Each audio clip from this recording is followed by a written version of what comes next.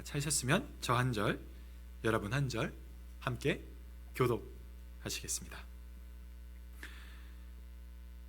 르우벤 자손과 갓 자손은 심히 많은 가축대를 가졌더라.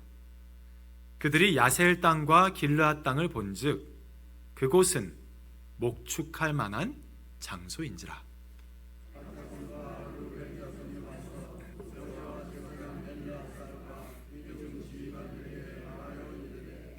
아다롯과 디본과 야셀과 니무라와 헤스본과 엘르알레와 스밤과 느보와 부온,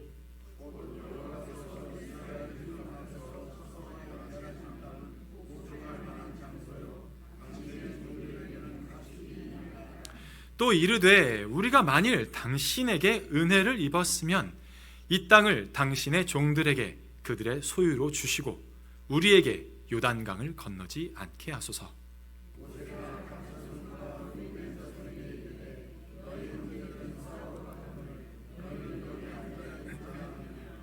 너희가 어찌하여 이스라엘 자손에게 낙심하게 하여서 여호와께서 그들에게 주신 땅으로 건너갈 수 없게 하려 하느냐?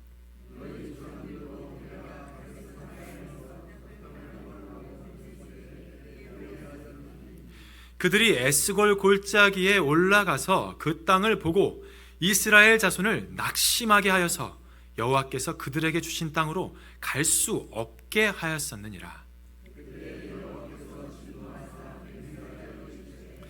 애굽에서 나온 자들이 20세 이상으로는 한 사람도 내가 아브라함과 이삭과 야곱에게 맹세한 땅을 결코 보지 못하리니 이는 그들이 나를 온전히 따르지 아니하였음이니라.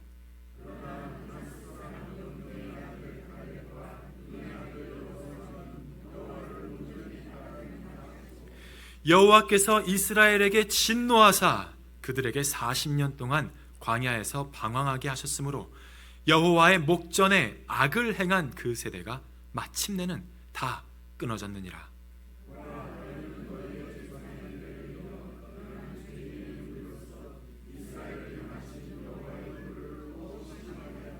함께 읽겠습니다.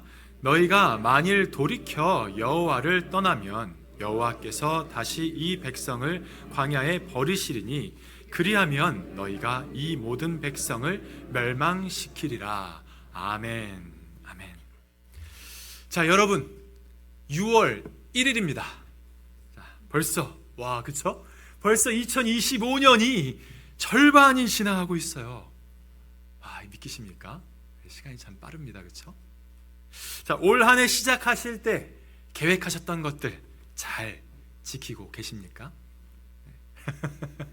그렇죠? 여러분의 신앙생활은 좀 어떠십니까? 올해는 신앙생활 열심히 해서 하나님께 좀 더 가까이 나아가야겠다고 했던 그 굳은 다짐 지키고 계십니까? 아멘. 네. 우리는 매일의 삶에서 끊임없이 싸웁니다. 그렇죠?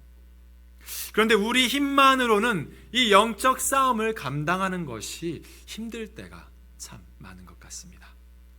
그래서 우리에게 필요한 것이 바로 말씀이죠. 우리가 매일같이 하나님의 말씀을 묵상하고 그 말씀으로 우리를 무장할 때 우리는 매일의 영적 전투를 말씀의 검으로 싸울 수 있게 되는 것입니다. 그렇죠?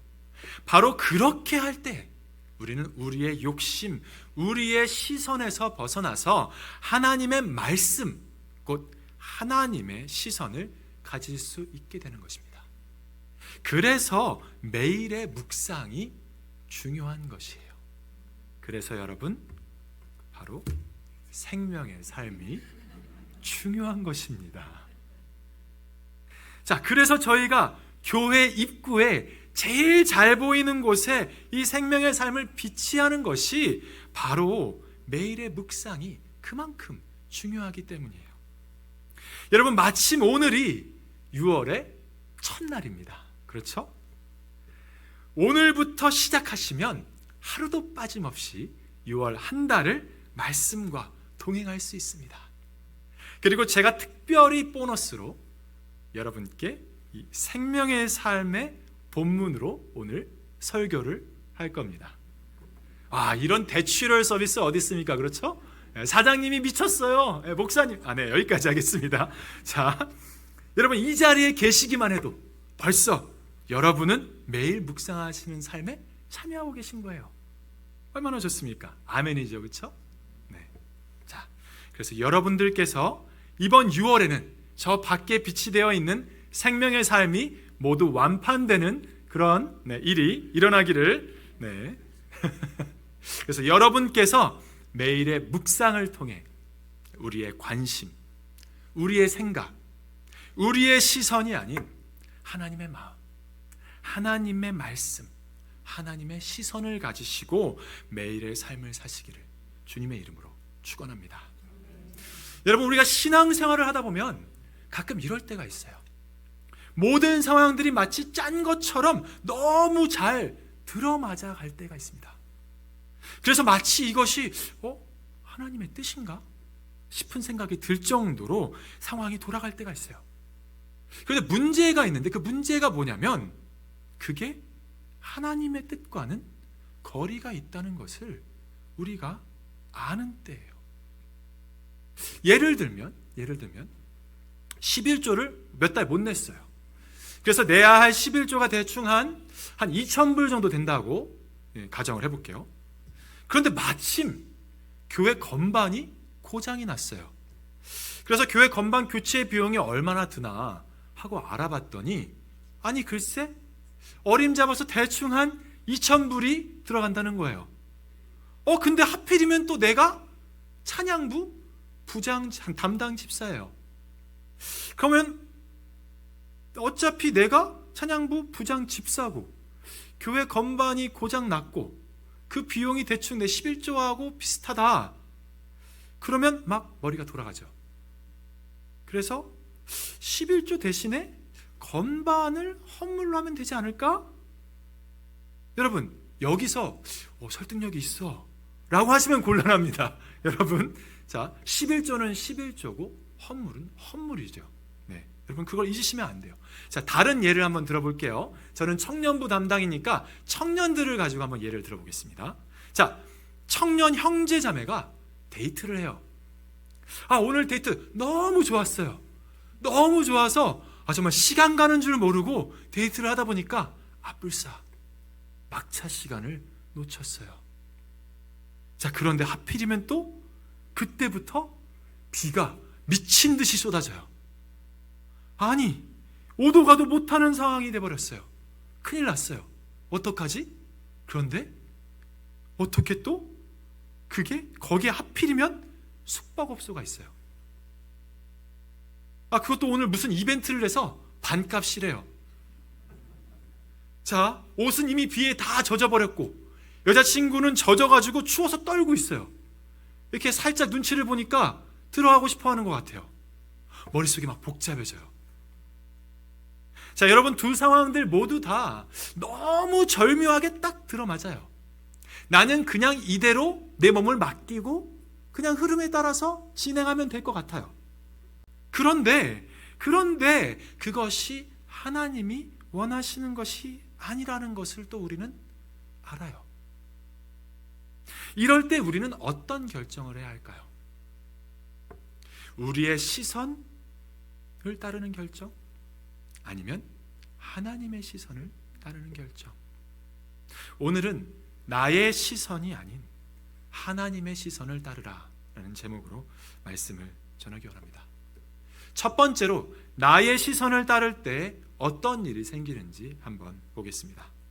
오늘 본문에 이 르우벤 자손과 갓 자손들이 아주 좋은 예입니다. 이들은 철저히 자신들의 시선을 따르고 있었습니다. 이들의 관심, 이들의 생각, 이들의 시선이 어디를 향하고 있는지 한번 1절 말씀을 같이 보시면서 한번 보도록 하겠습니다. 함께 읽겠습니다. 르우벤 자손과 갓 자손은 힘이 많은 가축대를 가졌더라.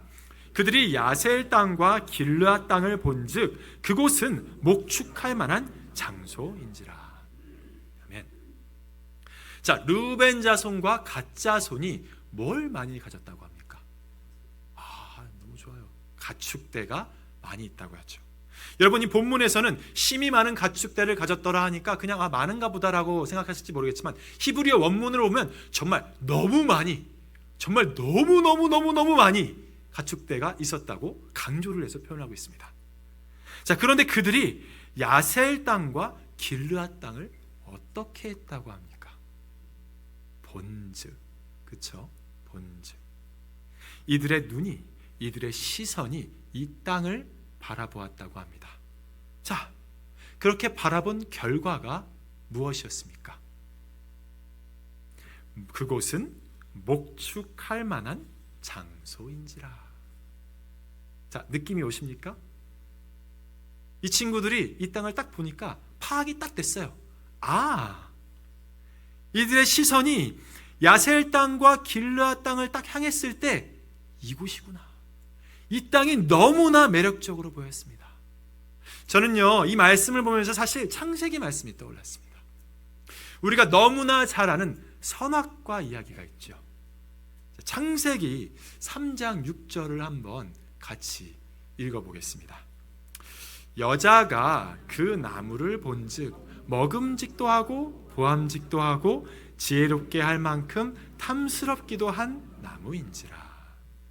자, 하와가 뱀에게 꼬임을 받아서 그 나무의 시선을 향했을 때 일어났던 일도 마찬가지였습니다. 너무나 매력적으로 보이는 거예요.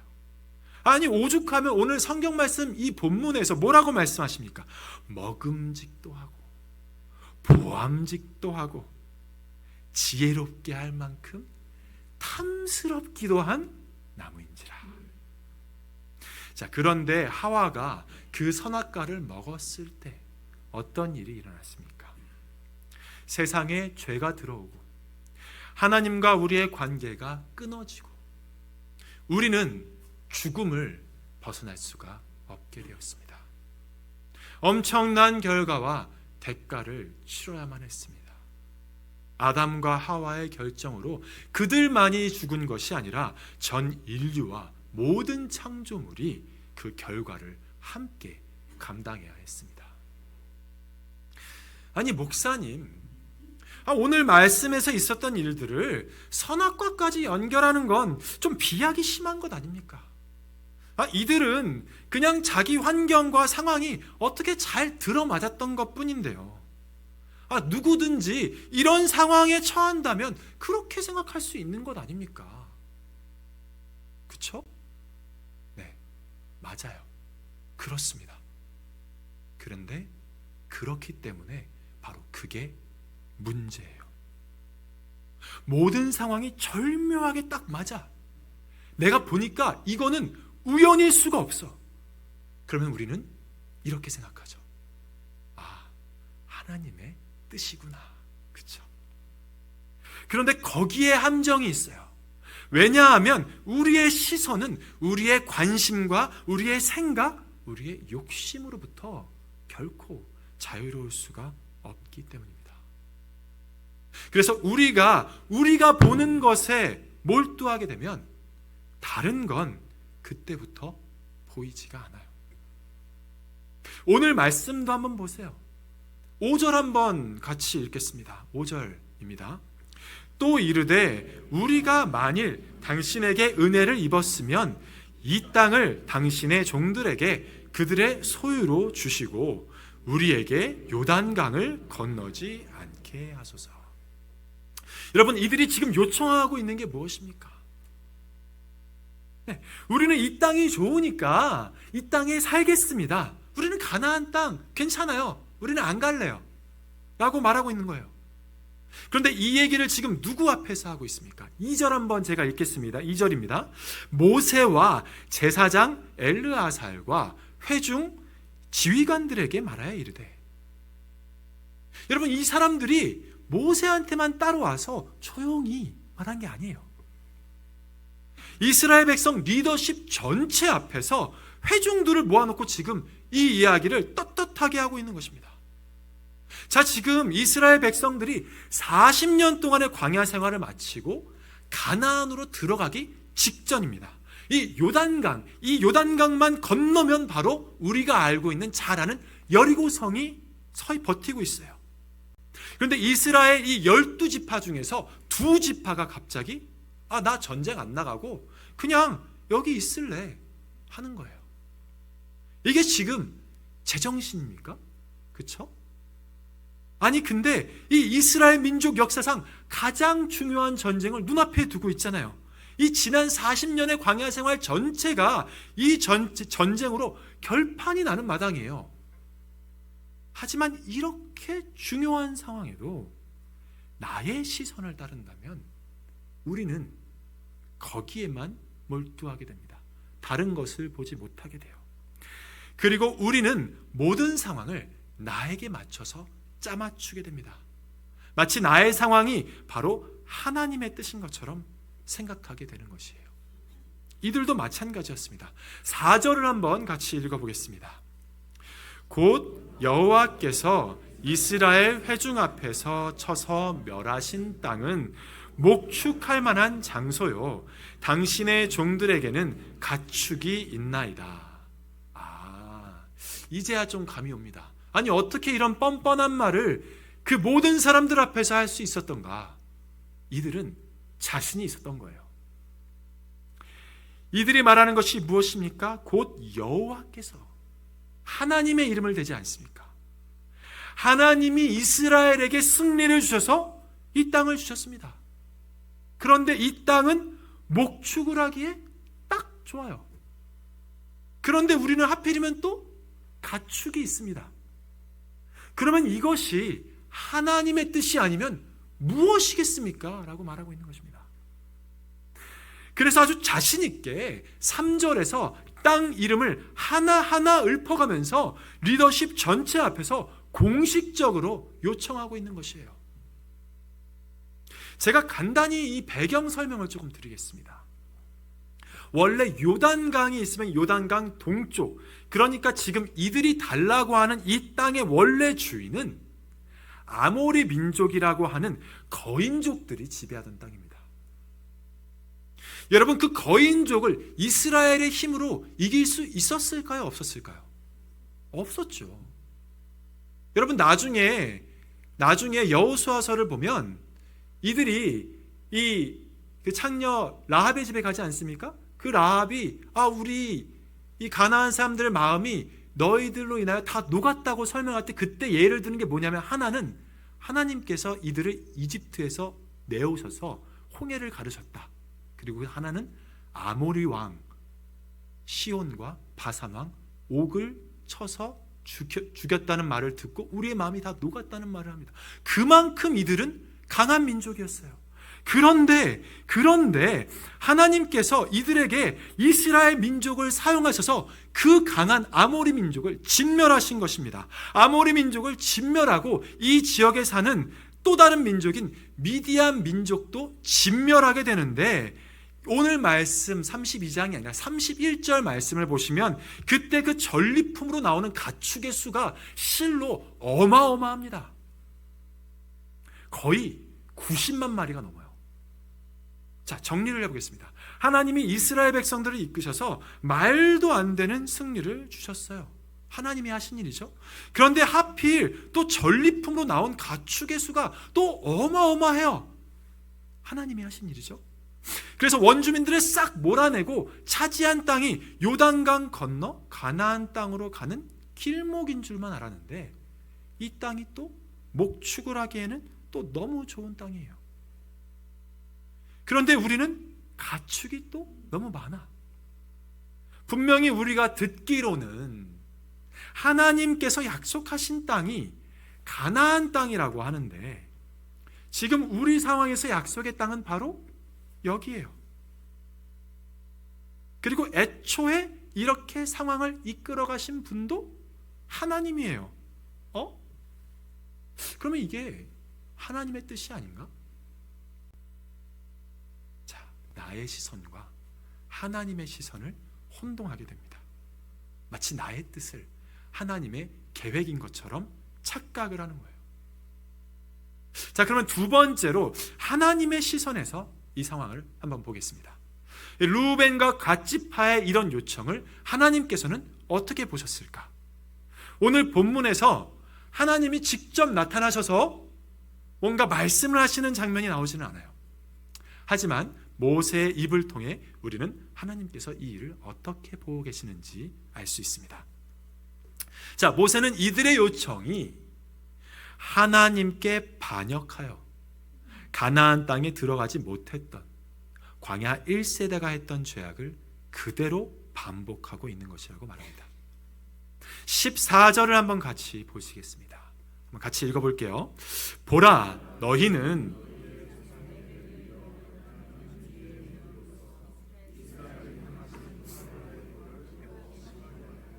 아멘.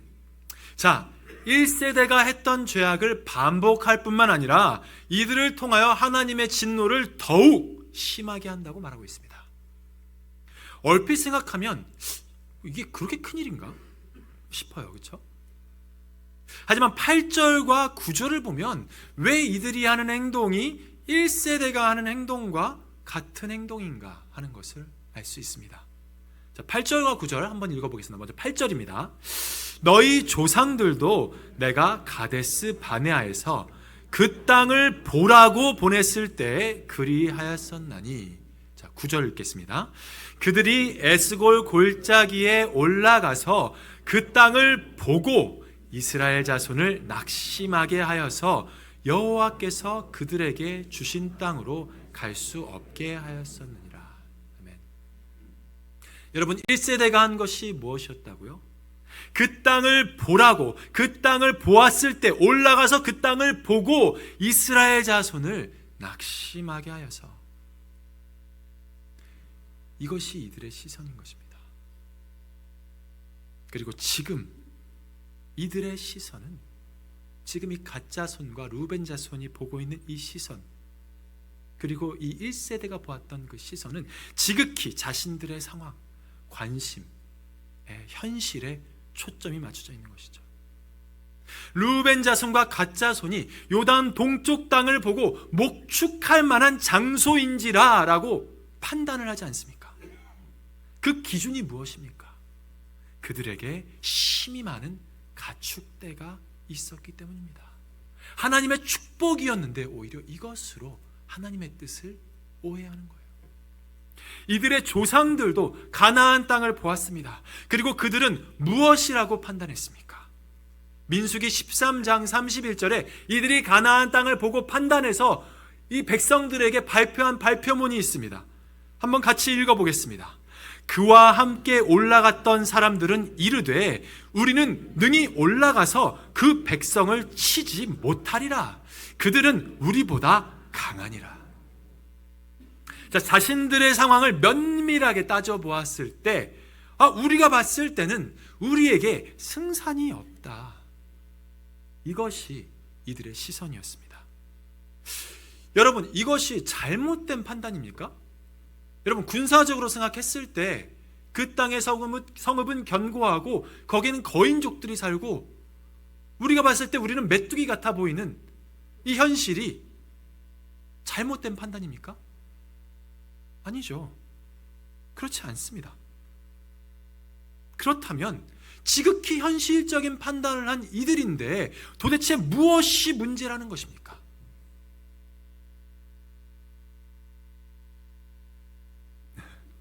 자, 11절 한번 보시겠습니다. 11절.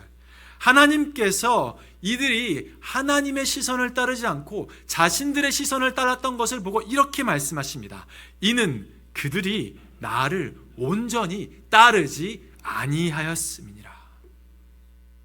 하나님께서 이들이 하나님의 시선으로 그 땅을 보지 않고 그들의 시선으로 그 땅을 본 것을 이들이 하나님을 온전히 따르지 아니하였느니라 라고 말씀하고 계십니다.